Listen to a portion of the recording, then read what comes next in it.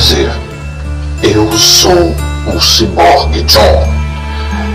Eu estou de volta, trazendo a vocês uma reportagem completa, onde Trump, o presidente dos Estados Unidos, mostra com clareza como é fraudado qualquer urna eletrônica no Brasil. Veja um vídeo, depois comentamos.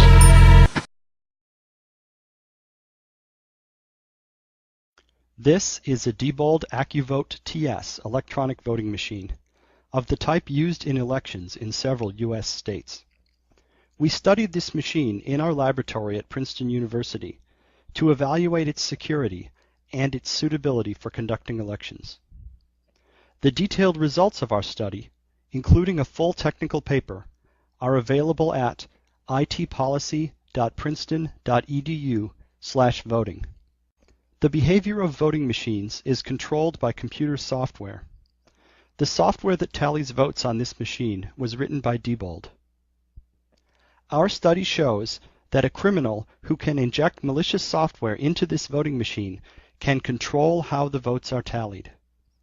His malicious software can steal votes, and it can cover its tracks so that the theft cannot be detected. To illustrate this danger, we have created in our laboratory a demonstration software program that steals votes. This video will show our demonstration software in operation. We will also show how a criminal can inject malicious software into a voting machine, and how he can create a computer virus that spreads itself between voting machines, injecting malicious software on every machine it infects. We will now show how to steal votes in a simulated election. On the morning of Election Day, the voting machine awaits instructions.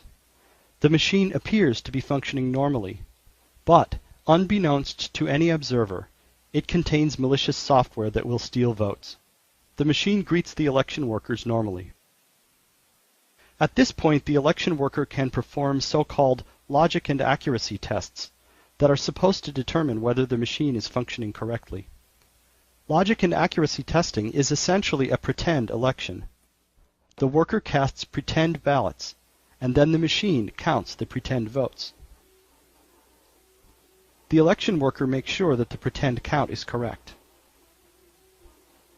Our vote-stealing software can tell that the worker is doing logic and accuracy testing, so this is not a real election. It allows the pretend votes to be counted correctly, so that the machine passes the test. Everything still looks normal. Now the election worker tells the machine to start the election.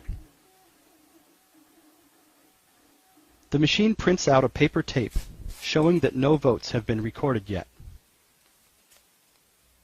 The election has begun. The first voter approaches the machine to cast his vote. The election workers have given him a voter card, which will allow him to cast one vote. He inserts the voter card into the machine, and the machine presents him with a ballot.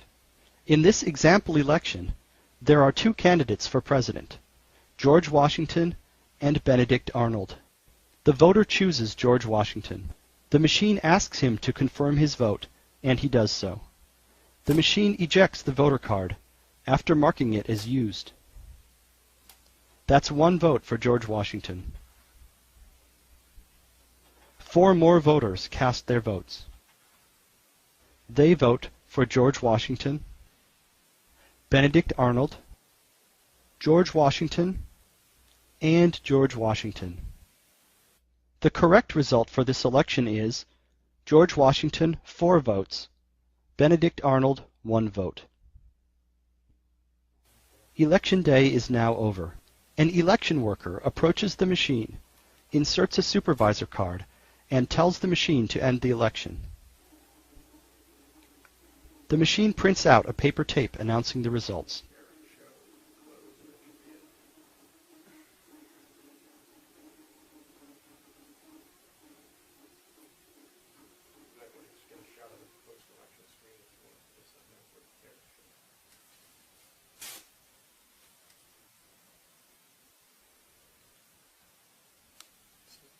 The tape shows that Benedict Arnold won the election, 3 votes to 2. This result is incorrect. Malicious software stole votes from George Washington and gave them to Benedict Arnold. The voting machine recorded the election results on its internal memory and on a removable memory card. A poll worker opens the side of the machine and removes the memory card. The memory card, when examined by technicians, also shows that Benedict Arnold won the election, 3 votes to 2. Every record kept by the voting machine shows the same fraudulent result: Arnold 3, Washington 2. How did this happen? The voting machine was running Diebold's election software, but it was also silently running our demonstration vote-stealing software. And our software was able to steal votes without being detected. When the election ends, the vote-stealing software can delete itself from the voting machine.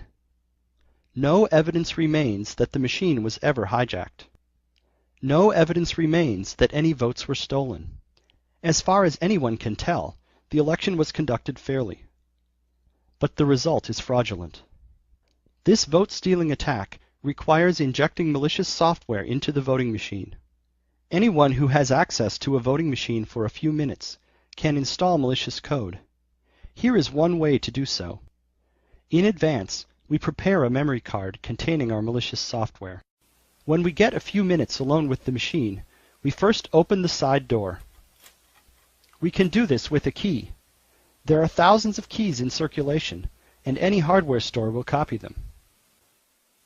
Even without a key, the lock is easily picked.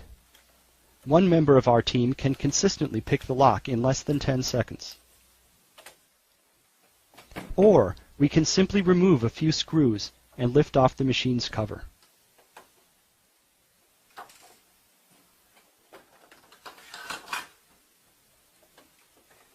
Next, we remove any memory card that is already in the machine and insert our prepared memory card. We press the power button to boot the machine. When the machine boots, it will automatically install our malicious software for us. The machine makes a musical noise when it boots, but we can suppress this noise by inserting headphones into the machine. We remove our memory card, replace any card that was there before, and close the door. Our malicious code is now installed on the machine. The total elapsed time is less than 1 minute. Due to design flaws in the Diebold AccuVote TS voting machine, it is possible to construct a computer virus that infects these machines and spreads automatically from one machine to many others. To illustrate this, we have constructed a demonstration virus in our lab. The machines use removable memory cards to distribute software updates and store the results of elections. The memory cards function similarly to floppy disks or thumb drives on ordinary PCs. Memory cards act as carriers for the virus. When a memory card is inserted into an infected machine, the machine copies the virus onto that memory card. If the memory card is removed and later put into another machine, the virus spreads from the memory card to the new machine. In this way, the virus can spread from one infected machine to an entire population of machines. The virus can carry with it a malicious payload program that is installed on every infected machine.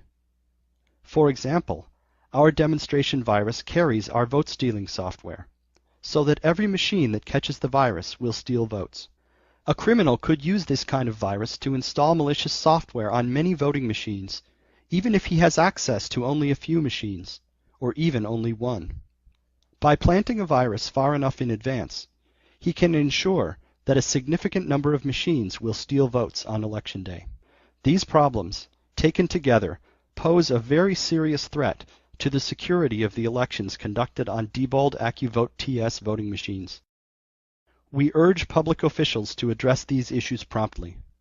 More details, including a full technical paper containing a more complete security analysis and a discussion of mitigation strategies, can be found on our website at itpolicy.princeton.edu/voting. Meus amigos, o momento é de muita consciência. Vote com o coração. Vote por um Brasil melhor. Vote verde e amarelo. Esqueça de uma vez por todas a cor vermelha. Um forte abraço e até o próximo programa.